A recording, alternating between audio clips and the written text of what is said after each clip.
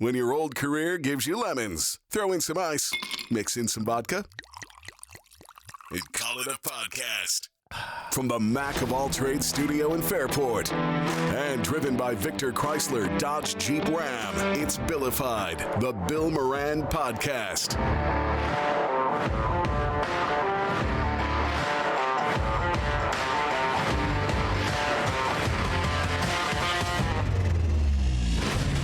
Well, hello and welcome. Thanks for getting your pot on. Thanks for telling a friend. That's how we spread the word about the pirate ship.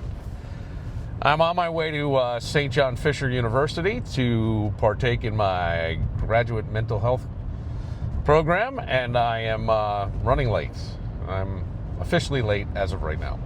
I was having a deep philosophical or somewhat philosophical-based conversation with my 16-year-old son, and I even said I have to leave, and it bothers me because I find this conversation so interesting, and it really, really was.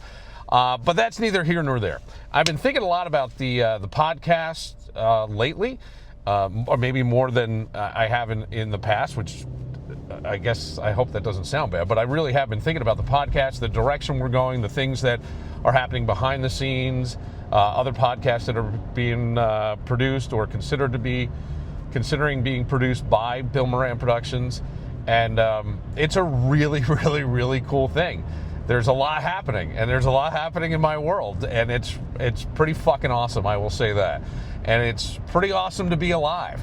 I went back and I was looking through some old episodes because I got access to a bunch of old raw files that I couldn't get to for a while. Again, my stupidity, I blew up a memory on a computer and had to have that all taken care of. And one of the episodes I found was when Todd Baxter and Matt Barnes, who was the chief of police for Fairport, and Todd Baxter is the sheriff of Monroe County, came to my house.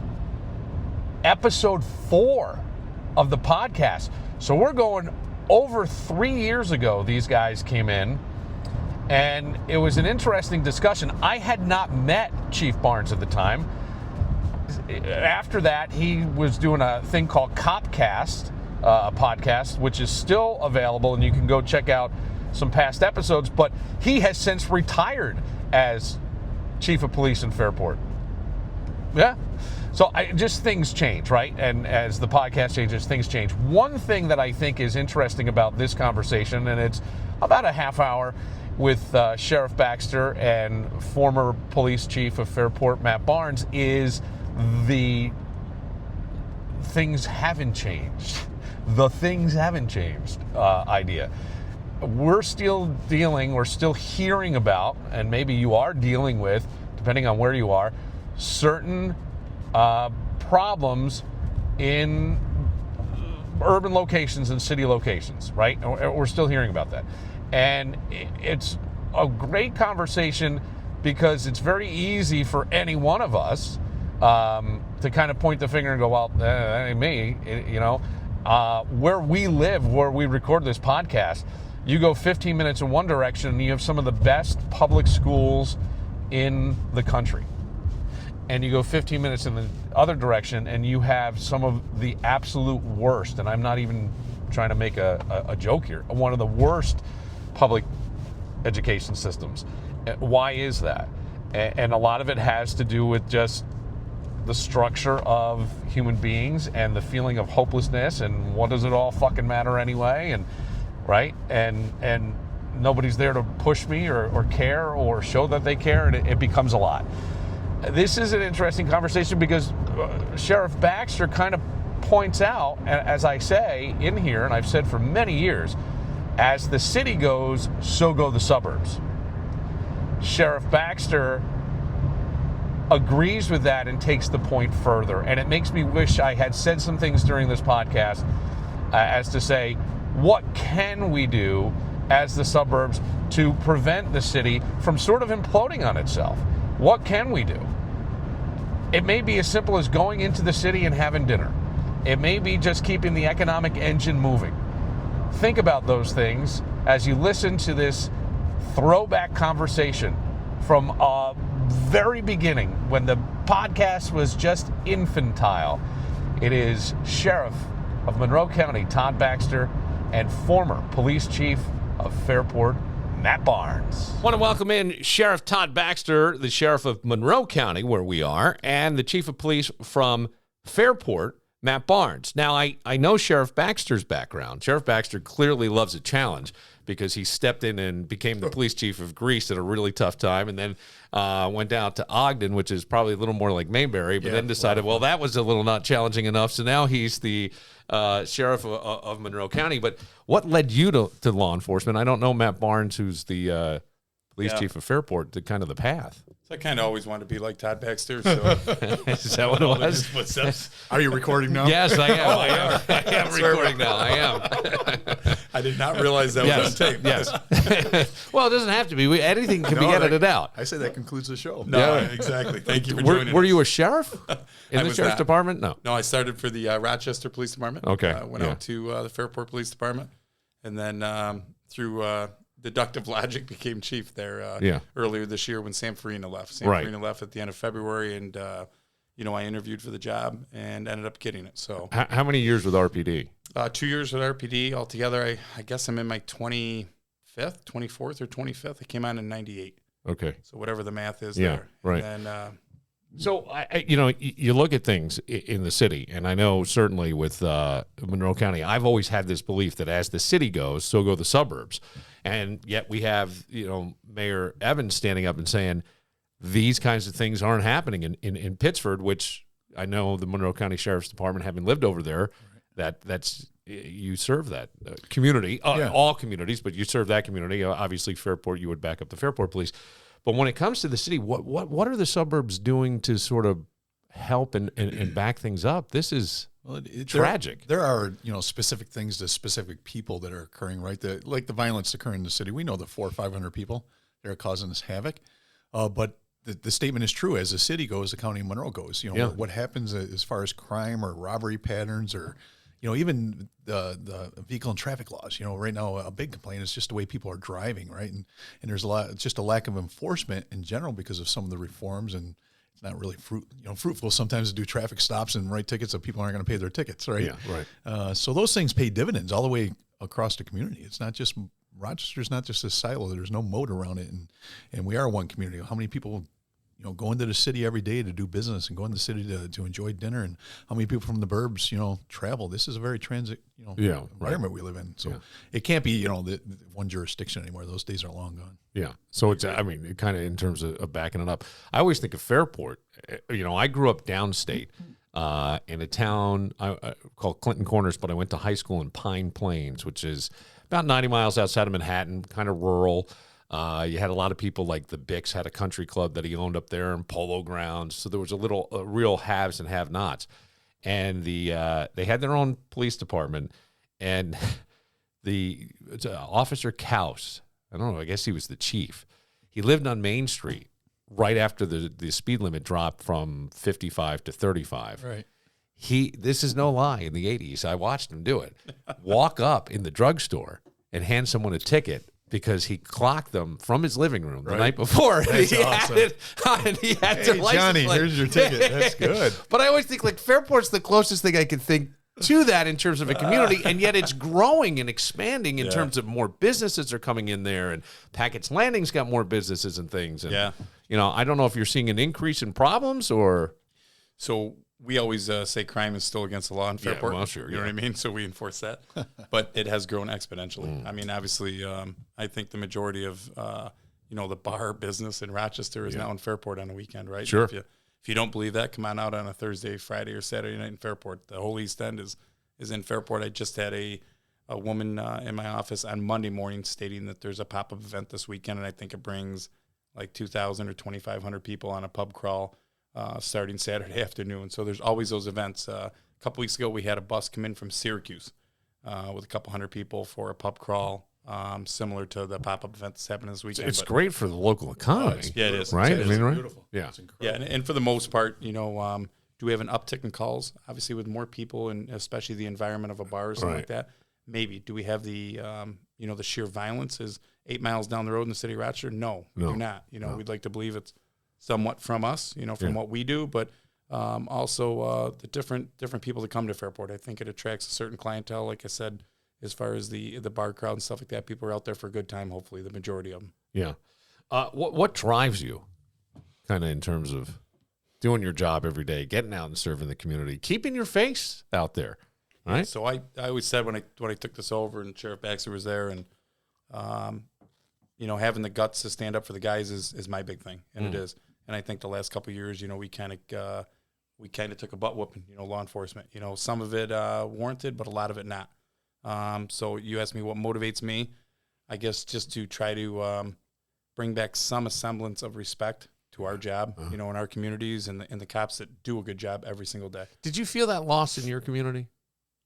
I would say a little bit. A little bit, yeah. Okay. I really would. Yeah. I don't think any community here in metropolitan Rochester across the United States that wasn't affected. Yeah. I'd be shocked to hear a community to say they weren't affected, right. Since 2020. I always felt that the term, and correct me if I'm wrong, defund the police was a misnomer or inappropriately named. I always thought, I didn't like it because it sounded anti-police, and we need, we need laws, and we need people to enforce those laws. And I thought, what I thought people were trying to say was that should some of the money be allocated to maybe more mental health programs or something that's, more of a community-based thing. There used to be an awful lot in Rochester, and I don't know if they do it anymore, Sheriff, or not, where the police were involved with youth sports. Mm-hmm. They would coach the sports. There was an ability to say, hey, we're not the enemy, right? We see the value in you as youth of our community, and let's help and do that. And I don't know if that's happening. It seems like I'd rather, instead of defund, could we find funds to do something like that? That to me makes a better community and involves the police. And it's not the defund. I never liked that term. I really didn't. It's an antagonistic term. Yeah. That's why it's antagonizing people that are out there sacrificing their life and trying to raise their families and do the right thing and going through hell in the last couple of years. As the chief said, some induced by ourselves in our profession, but the majority not. I mean, these are just good people out working. So if you want to reallocate the funds, if you want to say, you know what, why are the cops going to 911 calls where the kid won't get out of bed and go to school? He's 14 years old. He's a truant. We go to those calls. So I got no problem. If you want to hire a truant officer to, for your local school district and go to that call, you can call it defunding or refunding, right? But why are we going to that call? Why are we going to some of these animal control calls? You got more important things to do, don't you? But mental health is the big one, obviously. And with that, huge. We have to go to most of those calls to make sure it's safe and secure. Yes. Well, we can get the heck out of there as quick as possible if there's a professional right behind us that can actually help solve the problem. Because we realize we're not solving that problem as law enforcement. We're safety and security for that problem. Right. And we do it all the time. Do you feel like sometimes it raises the level a little bit of anxiety per se in a situation if all of a sudden a police officer shows up? I don't know. In that situation. The chief was just telling the story on the way over here. And he went to a call earlier today, and the guy's obviously got some difficulties. Yeah. And it was a potential threat call. And, by his interpersonal communication skills, he was able to de-escalate that thing right off the bat, but he was not in uniform. So, that pays dividends. These things are tools that we use, all the time. We do this. It's called triage. We do these types of calls all the time, and you can go there and just make sure it's safe and secure. And if we need to stay because the safety is going to be there the whole call, then we stay with the health professional or the mental health professional. We do it with health all the time. They're called EMTs and firefighters. Yeah. Sometimes we stay the whole call with them. Sometimes we say, see you later. It's all yours. But you can't have all or none. And that's what the antagonistic part, they just wanted to defund the police, turn it off. First of all, you got to build the new systems if you're going to build them first. And then you can take the allocations of police officers. So I'm not offended by those conversations, but they got to be well thought out. If you want to take some of that pressure off cops and put it on some other entity, because someone's got to respond to that house. Someone's calling for service. I've always felt like sometimes people speak without thinking, which sounds silly, right? But is it not? I mean, I always thought we're lacking a critical thinking. Right. Your opinion is fine, but please understand that an opinion by definition is halfway between fact and fiction. So let's try to figure this out in an adult conversation, and we'll listen, and you'll listen, and we find a way. But that word was, I just felt like it was bad, and then you had this thing. I mean, have you felt like, and I don't know if it's since COVID or over the past couple of years that some of that almost, and I'll call it anti-police, has de-escalated, has disappeared a little bit? Yeah. As though people realize maybe the pendulum went a little too far. And, absolutely. And we're seeing that response now. We're seeing people that just go out of their way to say hello, go out of their way to say thank you when they see you in uniform. Yeah, no doubt. And I walk every other week in the city. I walk on Jefferson Avenue, and people don't know I'm the sheriff at first. I mean, they go absolutely honking horns and all that when because they see a blue uniform walking down Jefferson Avenue. They're excited to see a cop, and then they realize you're a sheriff, and it's like a party, right? We have a great time, but people love their police officers, and that doesn't mean we can't improve. That doesn't mean the FIT team we've heard so much about for years. Bringing mental health professionals to calls with us. Right. Yep. We started that. Law enforcement asked for that years ago, saying, why are we going to all these calls? We're not designed to solve this problem here. Yeah. We keep on going day after day, literally. So we asked for FIT years ago and developed that with the county of Monroe. And so I think we're all on the same sheet of music. We got to take emotions out of these conversations a lot. Yeah, it's hard. When there's a horrific incident occurs somewhere, everybody gets very emotional as opposed to let's think logically about this and let's fix whatever's going wrong. But you see a lot of emotions right now. We see it everywhere. Yeah, I sometimes you have to feel like people come as though you're the parent to fix a problem that isn't. I mean that's how I see some things. Yeah. As you look at the world and you just think, holy cow. But you've done a great job of being the face of the sheriff's office and being out and. Why are you looking at me? He's got that. I spend hours. I always said that he looks like. I spend hours with him. Well, you know what? I have said, and we've said this before on the radio, that he looked like he could play for the Buffalo Bills. Now, Von Miller's out for the rest of the season, and there's a lot of worry now. I'm just saying. A lot of worry. They didn't get any sacks. I'm just saying. He cannot play. What do you mean he can't play? Just what I just said. How many times have I pushed you and a VW bug out of a sand castle? So you guys were did you both do the Baja? It's Matt's car. That's your car? Yeah, he built the car and built the whole team to go around it. I had no idea. And then I go and push. Do you do all the hours fabricating and everything on that? The roll bars? And I can't take the credit for that. I literally was a laborer for 6 years on that car. There was a guy by the name of Andy May that was the brains behind it. Andy's he's a very, very qualified mechanic. But does he do welding and everything too? Because you got to put roll bars and cages in these, and yeah, we did that. So do you know how to weld?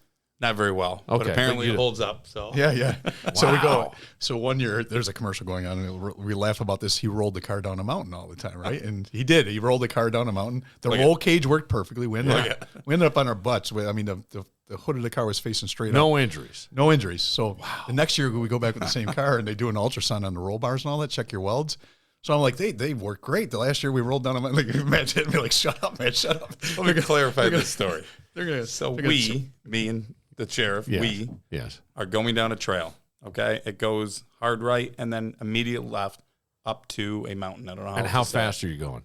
Not real fast at this point, maybe 40 miles an hour. Oh, yeah, but that's a lot on those type. I mean, if you're doing a switchback type this turn, is straight up. Okay. So he says hard left, hard left, hard left. He's screaming into the mic. I'm not screaming. I make a hard left, downshift, start up this mountain. Yeah. We get halfway up the mountain, we get into a rut, and it flips us. Okay. So we rolled down the mountain several times. We flipped end over end over end over end. What's going on in your head at that point?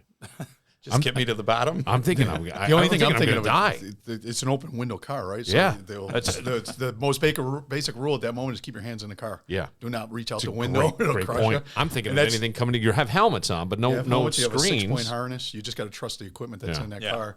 But let's just go back just 1 second. So hold on, let me finish telling my version. How many people drive a car at one time? I mean, how many? So if you're getting in an accident, are you blaming the passenger of the car? Or are you blaming the driver? Well, of it the depends car, if the passenger's just sitting there eating Cheetos or actually being the co-pilot telling you hard left, hard left, hard left. How hard did you take the left, though? Remember you said opinion a minute ago? Yes, I did. What? Halfway between fact and fiction. Thank you very much. I can't wait to edit this thing. Where's the edit button? So we ended up flipping the car back over by the help of a Mexican team, and we went another 400 miles to our car turnover. So we made it just fine. The next year, we bring the same car. Obviously, we do like $12,000 worth of upgrades, bring it back down to Baja, Mexico. We have to get it inspected every year. Like the sheriff said, they put an ultrasound onto the cage to make sure it's the right material, right density, that your welds are good, so on and so forth. So while they're doing that, if you don't pass, you don't race. So we just came 3,000 miles across the country to get our car inspected so we can race again. And the guy is putting the ultrasound on the machine, And the sheriff intelligently looks at me and says, "This cage held up great from the roll last year." I think I'm bragging about it, right? Great work, Matt. And I look at him like this, and the sheriff goes, "Oh," and then he turned around and walked away. So you have the trailer and everything that trailers it out? Yeah, we trailered it out this Yeah, year, that's what I Sheriff. mean. Yeah. 3 days across country together. It was glorious. That has to be a lot of fun. Oh yeah, a lot of fun. That had to be a lot of fun. Thanks God. Thank God for Chick-fil-A. How long is the race? How many? So this last race, it's a different race. Matt knows it better than I, but the first two we did were loops, about 800 miles, give or take, and this one was the second longest, I think, in history. Yeah. It's a run straight down the peninsula, and it was over 1,200 miles. 1,227 miles. Wow. Yep, and a VW bug. Yeah, that's a lot. Yeah. It's a long time. That is. Your ass has got to hurt after that. Everything hurts. Yeah. We're not in the car the whole time. We switch out drivers, but when you're not driving, so these are endurance races? Yeah, there's with different teams. Yeah. So there's how many different classes? About 200 to 400 cars. But I mean, are you guys part of a team? It's you two and? Yep, we have a couple people from San Diego, California. We have one guy from Louisiana, and the rest of the guys are from Rochester. We bring about 11 or 12 people down total. 12 guys. So then, what are you doing? Like teams of 6? No, there's actually only 3 driving teams. Oh, okay. I drive, he drives, and then we have a co-driver when we're driving. Then a guy by the name of Jeff Richardson here locally, and a guy by the name of Travis Dutemple. What made you get into this? It was a challenge. Where did you find out about it? As a kid, I always wanted to do it as a kid. Yeah. My nephew and I originally were going to do it together, and then his interest kind of subsided, so we continued on with it. So just a dumb idea. No, it's fun. I love racing. Like I mean that kind of racing is something I've never experienced. But I know that you guys went down to Watkins Glen the last time we spoke. Great experience. How fun is that? Oh my God! Isn't that a blast? Just incredible. It's a blast. It's incredible. And driving that track is the best. It's just a blessing to get on it. I mean, it's a world class. It's a world class. Race, yes, and you got to go up there in a hot rod car, and you get guys who really know that track well. And I've been in the passenger seat more than I've been behind the wheel on that track, and it's incredible to just be a passenger in there and just watch them and how they know exactly where to go and how far to come out of the turn and when the whole threshold part of that. And some of these people in these smaller like mini coupes are just sliding through these turns, intentionally just sliding. Just let it go. Yeah, I mean, if you get up to, they call something called the bus loop at Watkins Glen International, and they put it there because guys were dying in that turn. Right, and the experienced drivers, they run right down the rumble strips on both sides. It's almost like a straightaway for them, right? Yeah, jog a little right, jog a little left. It's insane. I don't know how much they slow down. They don't. They usually don't. And then I even love when you're watching like guys who are pros racing. They'll brake late going into turn 1, and there's even rumble strips there and an outer lane. Yeah, because guys just the momentum carries them out, and then they come around. Turn 1 is just so. It was weird because you're turning almost 90 degrees. Yes, you are. But then you're going downhill. And it's just a whole different experience. It is. It's a nut. It's like you go, man, the design of this is incredible. And the original, if you go around the original track, it's pretty cool. There's a guy who owns, and you guys may know him, maybe not, Kevin Van Valkenburg, who has the Little Speed Shop. If you go to littlespeedshop.com, he did a documentary about the original track and does aerial shots via a drone taking people around the original track, which is outside Watkins Glen, and what downtown. That was like. Yeah, it takes you through a little bit of downtown, but up into the hills. I mean, you're talking cart paths. Yep. Like where I grew up, it was so rural. When going back home, my mother still lives in the Rhinebeck area. You would go, it was cart paths. They're not roads. Right. And this is what we were driving in these rural towns. And that's what it's like down on the original track in Watkins Glen. I think that's awesome that you guys got to do that. What a fun experience. We had the opportunity, his son, Kevin, knew a pit crew guy for a NASCAR team this year. When they were coming to Watkins Glen this year for the Bud race, or for the big race, the NASCAR race, we got invited to the pit. So did you do the hot pit pass where you're down right in there? Oh, right there. I mean, we're moving the tires, right? So when the tires get thrown off the car, we're actually in the way.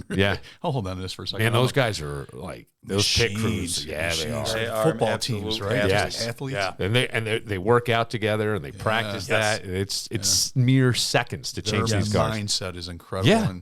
And my son's buddy, I think he moves 3 tires during one pit stop, right? I mean, he's responsible for 3 different moving tires. And you got what?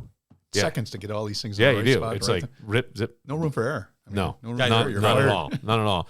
What's happening in terms of, I saw something on Twitter locally going back to your profession, and it was more about first responders, and that are we seeing a lack of personnel on the first responder side in terms of ambulances and things that can't get to calls in certain parts of the city. And, a lot of times you'll read, and I know, again, it would be more the city, but some tragedy happens and somebody is brought by private vehicle. Yeah. And I got to think, inside a private vehicle, when you have someone who has been shot or whatever's happening, it has to be absolutely chaotic.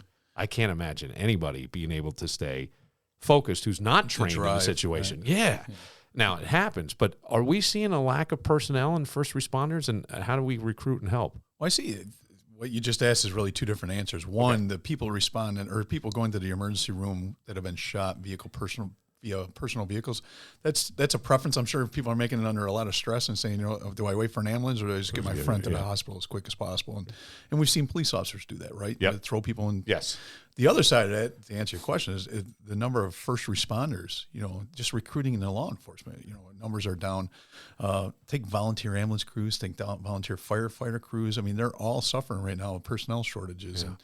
And some of that could be, fixes in New York State law of Albany of supporting these volunteer ambulance crews with benefit packages and making them first responders, quote unquote, so they got protections and things like that. So we need to do a better job because a lot of these municipalities can't afford a full-time fire department, right? They rely on their volunteers, and they're great people, very professionally trained, but you're going to recruit this younger generation. We all know generations change. You got to do a better job supporting these guys and gals to get them interested in these career paths or volunteer opportunities. Yeah. But yeah, there's a shortage of first responders. Yeah, that was where I grew up. Was all volunteer. Yeah, it was all volunteer. Yeah, and he needed it. Yeah, and we'll take a professional. I mean, just use firefighter. Nothing against volunteers; they're wonderful human beings. A lot of them are professional firefighters. Yes. But they are. Where I grew up, or where I was born down in Allegheny County, you just can't afford a full-time fire department. It's never going to happen on a tax base. No, in the town, the same thing with me, and yet my grandfather was a New York City fireman.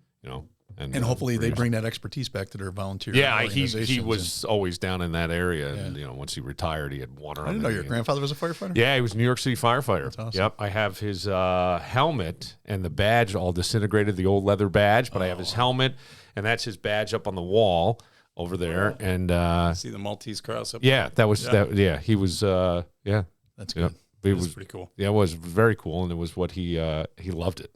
Right, that was his brotherhood. Did you get to go to the firehouse as a kid and all that stuff? Yeah, as a little kid I did. And then I think he retired at like 55, so I was only about 5 years old then, so I didn't get to see a whole lot of that stuff. And then he worked. He was security guard at the Chrysler Building down in New York and different things like that. It's one of my favorite buildings, by the way. Yeah, very interesting. Gentlemen, I appreciate you coming in. I do want to you have a podcast. Yeah. And I think it's really, really a nice thing because I did listen to the one that when it was Sergeant Matt Barnes. And before he was elevated credit, chief. I got him promoted chief for that podcast. I think so. That podcast was so many comments. Wait till we go off the air. But it's a great way for people to kind of get the inner workings, understand, hear the community, and in a way that I don't know. I guess you don't really always think of police officers or you in that role. It's a well done podcast. It really is. Yeah, we have a lot of fun with sharing behind the badge. That's the name of it. Yes. And who are these people wearing that badge? As the chief is, but there's a person behind that badge. Yes. And that was the whole intent. And then we got into the people that support us. Yep. And one of the great ones we just had on is a gentleman by the name of Frank, works in the scrap metal business for years and years with the catalytic converter problems we're having. He got in there. He's got like a PhD in precious metals. He's educated. It was just fascinating to talk to him about what's inside that rusty old catalytic converter makes it so popular. Yeah, that seems to have slowed down a little bit. They made it harder and harder for people to scrap them in the area. Well, the scrap yards, the majority of the scrap yards in Monroe County are working with us. Yeah, with law enforcement. There's a couple that we still prodding. But if you get that precious metal in there, you can scrap that in Syracuse. We have one family. We watched them. We actually investigated them. They scrapped Rochester. They scrapped Syracuse. They scrapped Utica. We went right down and found all their records. They're stealing in Monroe County and going all the way down to Utica. We stopped at Utica. I knew somebody who had a car in for repair, sitting in the lot, and they were going to pick it up the next day. Catalytic converter taken. Yeah. And that becomes expensive. That's an expensive repair. And annoying. You got to take all the time away from your family or doctor's appointments. Ridiculous amount of money for a catalytic converter. It's unbelievable. Yep. Unbelievable. Yeah. So Frank was able to describe what that precious metal and more precious than gold. Yeah. What's in there? Yeah. Yeah. And it needs to be recycled. That's why we got to scrap these things because that metal has to be. There's only so much in the world. Right. So they got to recycle that metal. Wow. Yeah, it was interesting. Interesting. It's Behind the Badge. Behind the Badge. Apple Podcasts. You got it. Thank you. Yeah, Thanks for wherever you plugging can it. find. Yeah, no, I saw it, and I think it's a great thing. Hey, look, I'm in the pod community now. I'm here to support. Is that what we call this? A pod community? Yes. Hey, welcome to the pod. Welcome to the pod. Remember the pod community. Thank I think you. Fairport needs one, right? Well, a pod? Yes, I think so. Just saying. You come here and do it. Thank you. I'll very produce much. it. I appreciate that. I'm That's what we're serious. gonna do. I would produce it. You know what? Maybe we'll start doing that. I say nothing on the mic. I'll just let you How come hard in. can it be? The sheriff's department does it, you know what I mean? So yeah, let's start one. All right, officially here. Let's announce it. You know where we This can is do the it? trailer for the I'll Fairport bring the podcast. equipment and we'll do it from Mulconry's. Yeah. We'll talk off air about Mulconry's. I'm soured on Mulconry's right now. Oh, come on. So yeah, that sounds like a good idea though. In Fairport, Well, we'll we do could one. we could do one. I'd be happy to help. Seriously, Okay, I if appreciate that. it ever comes up. I will. That's What awesome. would be the name of it? What do you think would be a catchy name? Fairport's finest. Fairport's finest. Wow. Yeah, right, that was quick. I mean, that, you put me on the spot. I'm trying to. quick. No, that was Behind the good. Badge, I like, but was it's good. already taken. So Fairport's finest, right? Well, he took it from San Francisco police. Oh, that's not. So I mean, Look, real- that's below the belt. I mean, that's a Coming from a below guy the that- belt. Well, I mean, yeah, You're the only time Todd Baxter is speechless right now. Look at him. Nothing comes out of those Now I'm lips. worried they have one. They got one? Oh, Behind the badge? now it's a surprise. They have one. Look, man, you know what? But is his nickname Barnes the Ball Buster? Barnes, What no, is it? it's Barnes, I can't drive down a mountain. That's for sure. Gentlemen, it has been a pleasure. Thank you for your time. Appreciate it. likewise. Thanks much.